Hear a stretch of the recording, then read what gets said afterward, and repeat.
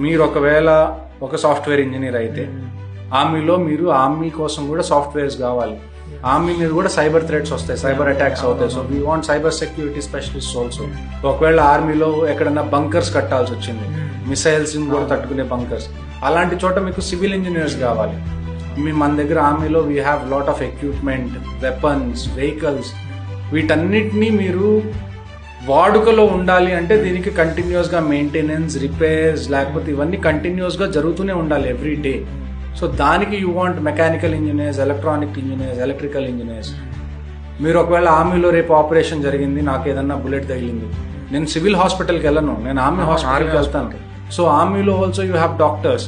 So మీరు బేసిక్గా తెలుసుకోవాల్సింది ఏంటి అంటే ఆర్మీని మీరు 3 భాగాల్లో విభజించండి. ఒకటి ఫైటింగ్ ఫోర్సెస్, ఒకటి టెక్నికల్ ఫోర్సెస్, ఒకటి లాజిస్టిక్ ఫోర్సెస్.